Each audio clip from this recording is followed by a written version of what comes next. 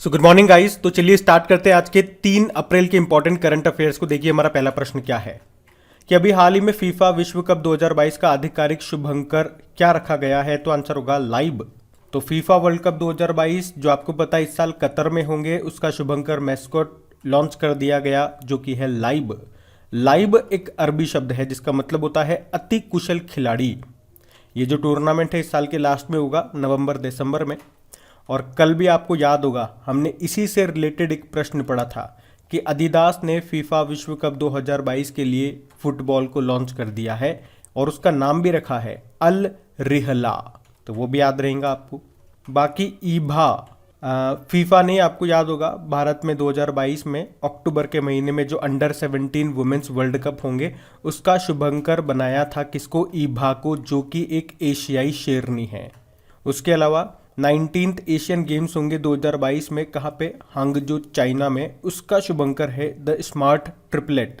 और 2022 में ही जो एशियन पैरा गेम्स होंगे हांगझाऊ चाइना में, उसका शुभंकर है फेई फेई। अच्छा, वैसे अभी आपको याद होगा पंजाब के मुख्य चुनाव अधिकारी ने चुनावी शुभंकर शेरा को लॉन्च किया था। और नमामि गंगे मिशन का शुभंकर किसे बनाया गया था? चाचा चौधरी को। वैसे टोक्यो ओलंपिक 2020 तो हो चुका है, लेकिन उसके शुभंकर क्या थे? मिराई तोवा और सोमाइती। उसी तरह से बीजिंग ओलंपिक 2022 ये इंपॉर्टेंट रहेंगे, इसके शुभंकर बिन ड्वेन ड्वेन और श्वेन रॉन रॉन। बाकी अगर मैं आपसे पूछूं कि इंडियन सुपर लीग 2021-22 का खिताब किसने जीता था, तो आंसर क्या होगा? हैदराबाद फुटबॉल क्लब ने केरला ब्लास्टर्स को हरा करके। अभी senior women's national football championship जो केरल में हुई थी उसको किसने जीता? मणिपुर ने।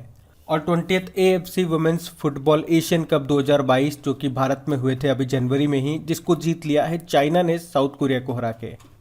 और south Asian football federation under 18 महिला चैंपियनशिप खिताब 2022 ये किसने जीता? भारत ने जीता है बांग्लादेश को हरा करके, जो कि अभी झारखंड के जमशेदपुर में हुआ था।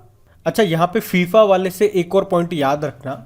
अभी फीफा वर्ल्ड कप 2022 ये जो कतर में होंगे इसका ऑफिशियल स्पॉन्सर कौन बना था? बाइजूस बना था। बाकी फीफा से 2 पॉइंट और याद रख लो। इसका हेडक्वार्टर ज्यूरिख स्विट्जरलैंड में है और इसके अध्यक्ष है ज्ञानी इन्फिनिटो। बढ़ते आगे। फिर बताइए, अभी हाल ही में भारतीय भूवैज्ञानिक सर्वेक्षण यानी कि जियोलॉजिकल सर्वे ऑफ इंडिया के महानिदेशक कौन बन गए? तो आंसर होगा डॉक्टर एस राजू। तो अभी डॉक्टर एस राजू ये जियोलॉजिकल सर्वे ऑफ इंडिया के महानिदेशक बन गए हैं। उन्होंने किनका स्थान लिया? RS गरखल का। और जियोलॉजिकल सर्वे ऑफ इंडिया का हेडक्वार्टर मिलेगा आपको कोलकाता में। अब ये तो बात है जियोलॉजिकल सर्वे ऑफ इंडिया की, लेकिन अगर आपसे पूछा जाए जियोलॉजिकल सर्वे ऑफ इंडिया की अभी पहली महिला निदेशक कौन बनी, तो आंसर होगा धृति बनर्जी। और जियोलॉजिकल सर्वे ऑफ इंडिया का हेडक्वार्टर भी है कोलकाता में। अलका मित्तल की बात करते हैं। बाकी अलका मित्तल ये ONGC की पहली महिला अध्यक्ष बनी थी। और मित्तल से 2 नाम आप याद रख सकते हो, एक तो रवि मित्तल और एक गीता मित्तल। रवि मित्तल अभी insolvency bankruptcy board of India के चेयरमैन बने थे और Geeta Mittal table tennis federation of India के संचालन के लिए प्रशासकों एडमिनिस्ट्रेटर्स की समिति के अध्यक्ष बनी थी।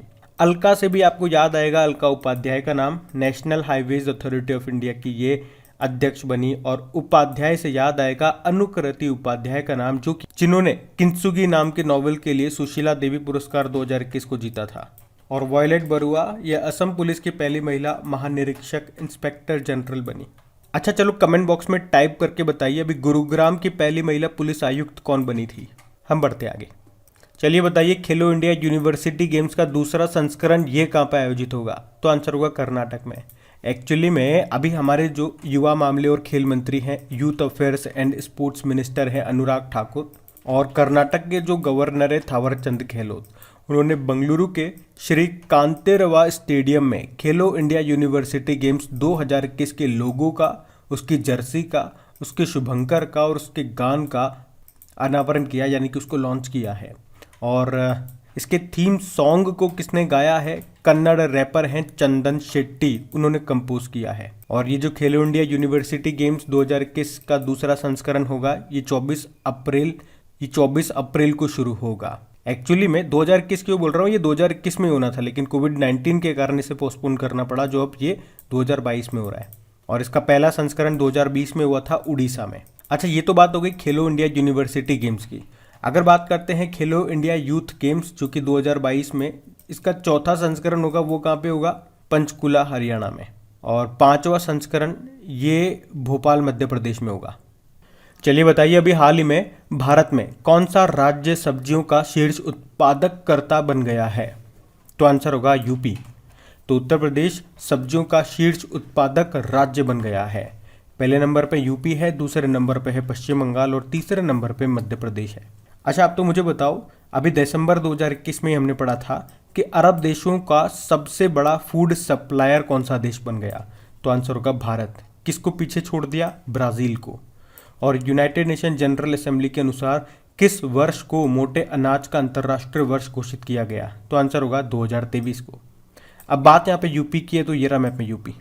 देखो, यूपी की कैपिटल लखनऊ है। लखनऊ किस नदी के किनारे स्थित है? तो गोमती नदी के किनारे। यहीं पे आपको सिडबी का हेडक्वार्टर भी मिलेगा। और हमारे रक्षा मंत्री है राजनाथ सिंह, जिनका निर्वाचन क्षेत्र भी है लखनऊ।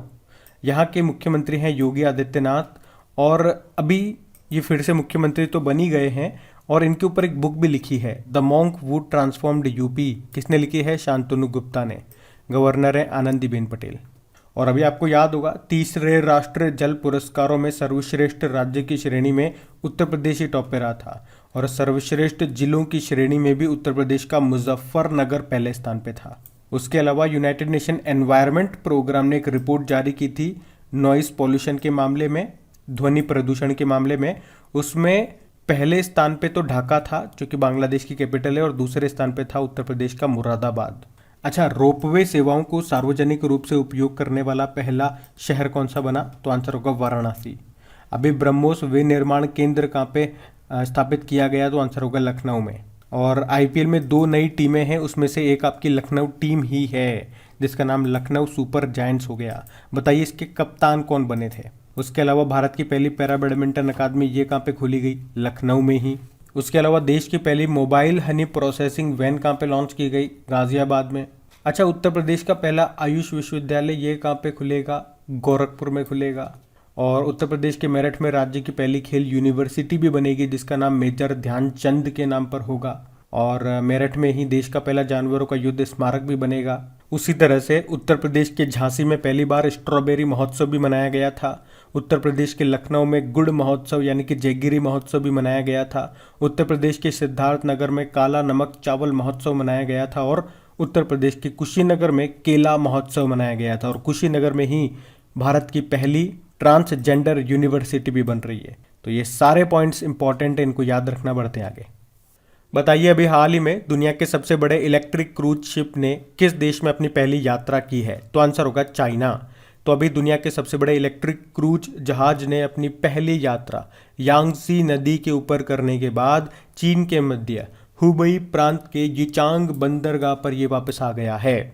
इस क्रूज जहाज में 7500 किलोवाट आवर की विशाल आकार की एक समुद्री बैटरी लगी हुई है, जो इसे चला रही है। जहाज का नाम क्या है? यांग्रजी रिवर 3 गॉर्जेस 1।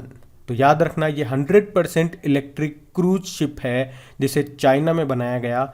और ये जहाज 16 मीटर तो चौड़ा है, 100 मीटर लंबा है, और इसमें करीब 1300 यात्रियों को ले जाने की क्षमता है। अच्छा, मैंने अभी एक नदी का नाम लिया था, यांगसी नदी। तो याद रखना, ये एशिया की सबसे लंबी रिवर है और वर्ल्ड की तीसरी सबसे लंबी रिवर है। अच्छा, आप तो मुझे बताओ, इलेक्ट्रिक व्हीकल रजिस्ट्रेशन में कौन सा स्टेट टॉप पे रहा था? तो आंसर होगा यूपी। और आप जानते हो भारत की पहली इलेक्ट्रिक व्हीकल सिटी कौन सी है? गुजरात की केवड़िया। यहीं पे आपको स्टेच्यू ऑफ यूनिटी मिलेगा, जो कि सरदार पटेल जी की स्टेच्यू है।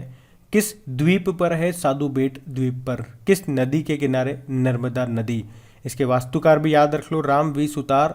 और आप मुझे बताओ, स्टेच्यू ऑफ पीस और स्टेच्यू ऑफ इक्विटी ये कहाँ पर है? उसके अलावा अगर आपसे पूछे कि दुनिया का सबसे ऊंचा इलेक्ट्रिक व्हीकल चार्जिंग स्टेशन कहाँ पर है, तो हिमाचल प्रदेश के काजा में। और भारत का सबसे बड़ा इलेक्ट्रिक व्हीकल चार्जिंग स्टेशन कहाँ पे खुला? गुरुग्राम में। अभी दिल्ली सरकार ने ई ऑटो पंजीकरण और खरीद के लिए माई ईवी पोर्टल को लॉन्च किया था। और वर्ल्ड इलेक्ट्रिक व्हीकल डे कब मनाते हैं? 9 सितंबर को। तो ये पॉइंट्स ध्यान रखना। बढ़ते आगे। अच्छा, फिर बताइए, अभी हाल ही में विश्व ऑटिज्म जागरूकता दिवस कब मनाया गया? तो आंसर होगा 2 अप्रैल को। तो हर साल 2 अप्रैल को वर्ल्ड ऑटिज्म अवेयरनेस डे के रूप में मनाया जाता है। पहला पॉइंट तो ये याद रखना।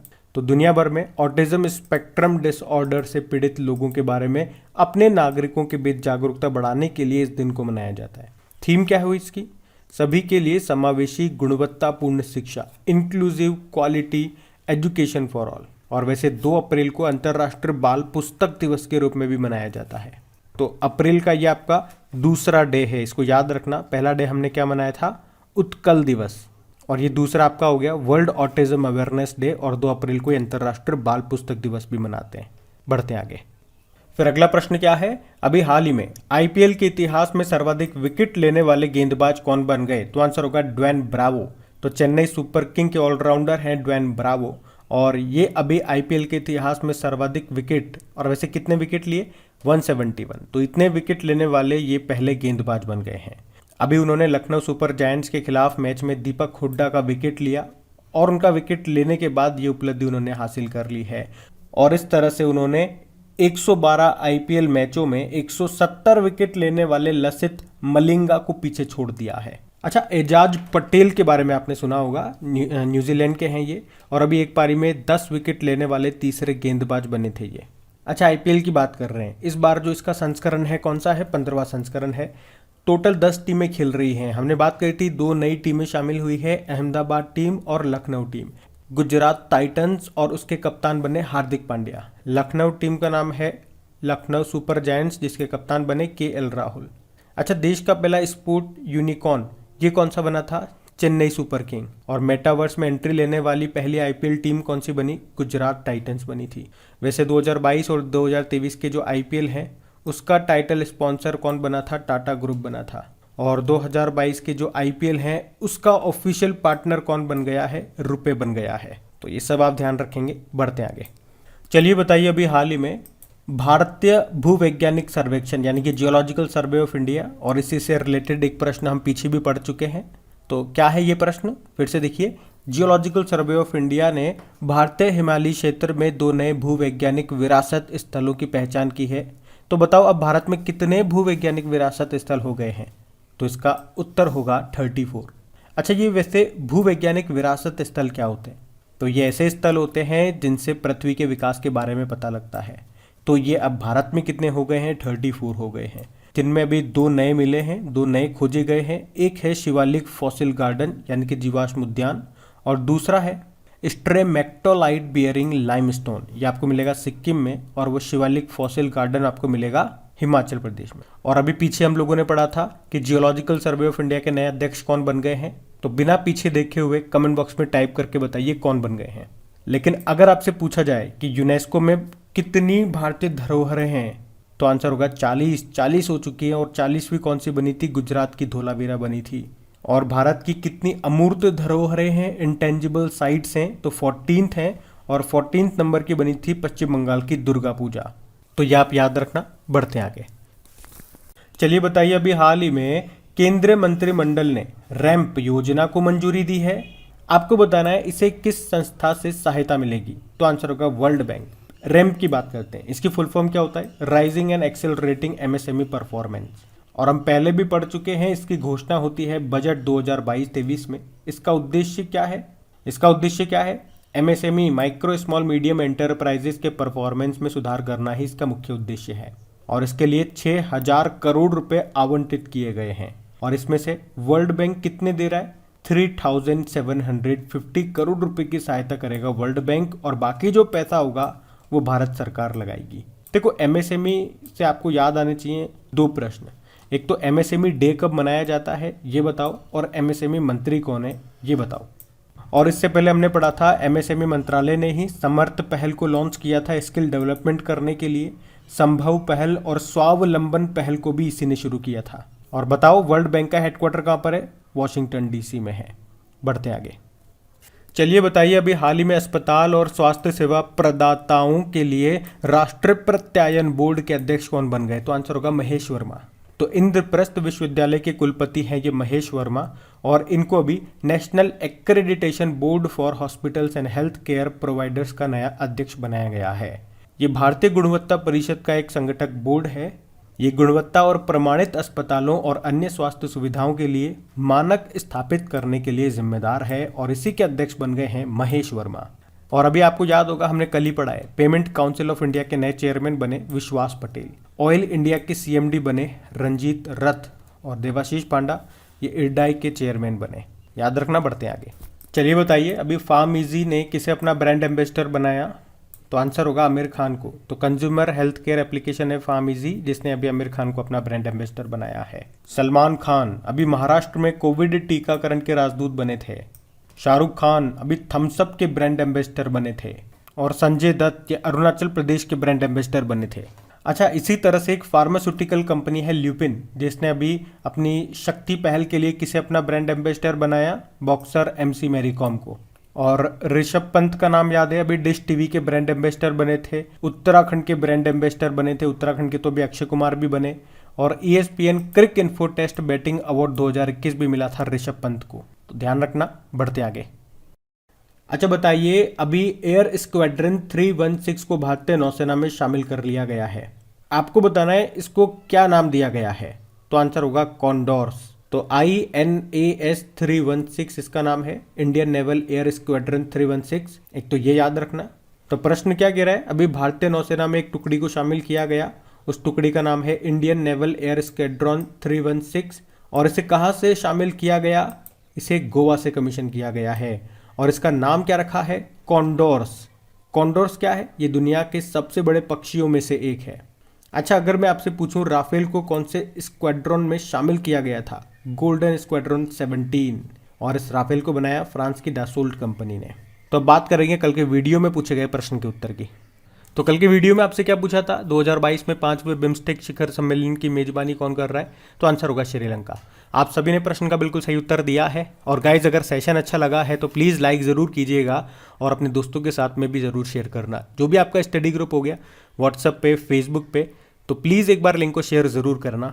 और इन सभी क्वेश्चन की आप अच्छे से प्रैक्टिस कर सको, इसके लिए इनकी क्विज़ भी बना दी गई है। वहाँ पे जाके इनकी प्रैक्टिस करो। इसकी PDF भी आपको वहाँ पे मिल जाएगी। कहाँ पे? क्रिक एग्जाम एप्लीकेशन पे, जिसका लिंक आपको मिलेगा नीचे डिस्क्रिप्शन में। और टेलीग्राम का लिंक भी आपको नीचे डिस्क्रिप्शन में मिल जाएगा। अब ये रहा आज का आपका होमवर्क प्रश्न।